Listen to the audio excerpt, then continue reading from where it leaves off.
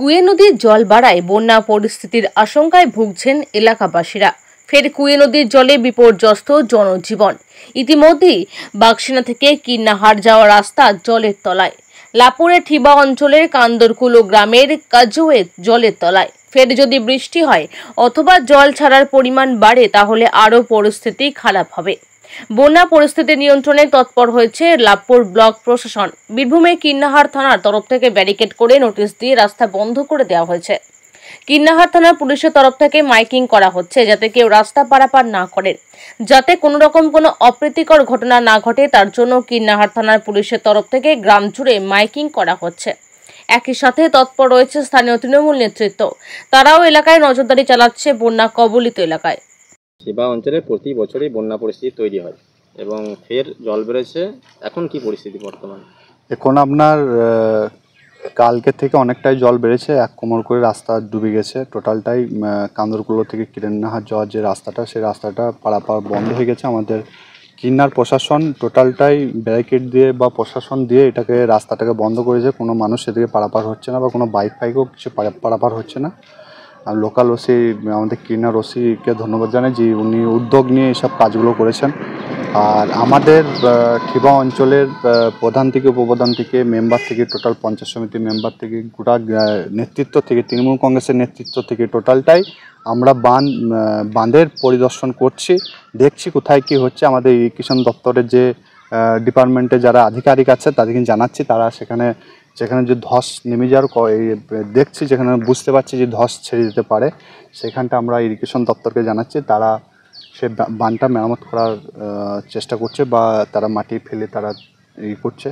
আর আমরা অবশ্যই যদি কাল থেকে আবার যদি বৃষ্টি হয়, আকাশ বৃষ্টি হোক বা জল ছাড়ে, তাহলে কিন্তু আমাদের প্রচণ্ডভাবে চাপ হয়ে যাবে। কান্দরকুলা, খাঁপুর, হরিপুর, জয়চন্দ্রপুর, চতুর্ভুজপুর, ঠিবা এসব গ্রামগুলো কিন্তু বাঁচানোর বাঁধগুলো ধস কিন্তু ছাড়বেই। যেন অবশ্যই আমি অনুরোধ করব যেন জলটা যেন না ছাড়া হয়। জলটা যদি ছাড়ে কিন্তু আমাদের এই 5-7টা গ্রাম কিন্তু ক্ষতিগ্রস্ত হয়ে যাবে।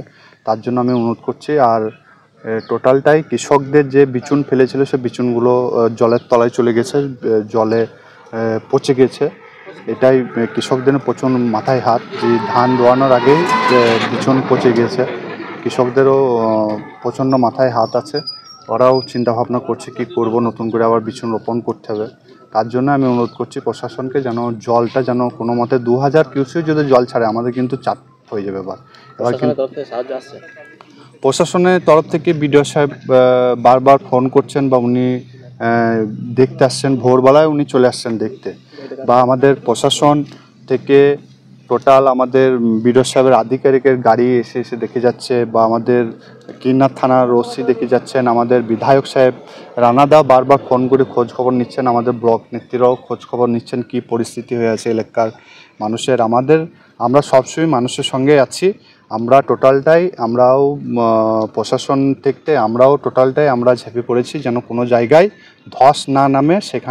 যেখানে ধস নামবে, সে ধস নামার আগে আমরা সেখানে যেন মেরামত করতে পারি, যেন কোনো গ্রামে যেন অঘটন যেন না ঘটে, সে ব্যবস্থাটা আমরা করছি। আমরা ইরিগেশন দপ্তরের সঙ্গে আমরা একসঙ্গে দাঁড়িয়ে থেকে আমাদের গ্রামবাসী থেকে আমাদের নেতৃত্ব থেকে আমরা কাজ করছি। সমস্যা বলতে আপনার অতিবৃষ্টির কারণে, জল বাড়ার কারণে পারাপারের অসুবিধা হচ্ছে, এবং আমাদের যে চাষের ক্ষেত, সেই চাষের ক্ষেতগুলো নষ্ট হয়ে গেল, এবং বীজ যে চাষিরা পেরেছিল বীজগুলো নষ্ট হয়ে গেল। এবং এই চাষের খেসারত যদি মানুষরা পায় একটু ভালো হয়, বা এরপরে যদি জল ছাড়ে তাহলে চাষের জন্য আরও ক্ষতি হবে, মানুষজন চাষ করতে পারবে না, এবং তার জন্য আমাদের খাওয়া দাওয়া একটু সমস্যায় পড়ে যাবে। এবং এরপরে যদি জল হয় তাহলে আরও সমস্যা হবে। এবং এখানে প্রশাসন যারা আছে তারা এসে খোঁজ নিয়ে যাচ্ছে, এবং রীতিমধ্যে এখানে ব্যারিকেড দেওয়া হচ্ছে, কেউ নামতে দেওয়া হচ্ছে না। আর এখানে সবসময় তো আছে সিভিক ভাইরা, এরা সবসময়ের জন্য ডিউটি পালন করছে। এইটুকুই। জল বাড়লে অসুবিধা হতে পারে? হ্যাঁ, জল বাড়লে অসুবিধা হবেই। আমার নাম সূর্য বাগদি।